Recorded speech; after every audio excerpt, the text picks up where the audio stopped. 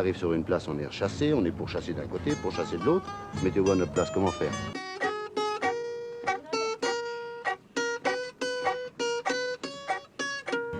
Vous êtes combien de gitans dans la région parisienne? Oh, une dizaine de mille.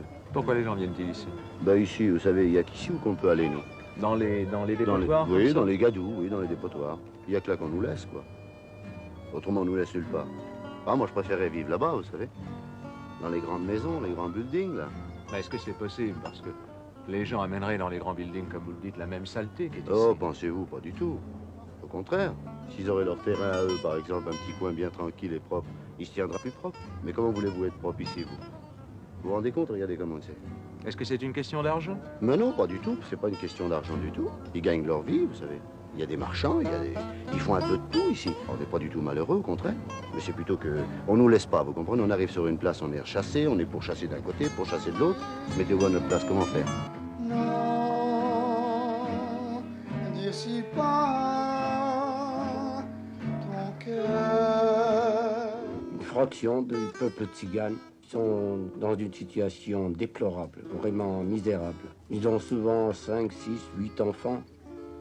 Ils sont illettrés et avec le monde moderne, le progrès qui a été fait, le métier qu'ils exerçaient ou ce qu'ils faisaient pour vivre n'a plus cours actuellement dans ces temps modernes.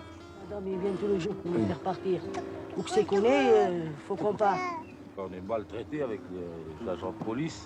Des gardiens de la paix, oui, c'est bon de dire qu'on appelle ce nom des gardiens de la paix, mais vous savez, je sais pas, je sais pas s'ils méritent ce nom-là. On dit il faut partir, ils réveillent tout le monde, et puis si on rouspète... Qu'est-ce qui fait ça, la police? La police, il y a toujours un brigadier. Bien sûr, c'est l'éternel antagonisme entre le gendarme et le gitan longtemps voleur de poules, aujourd'hui encore en marge de la société.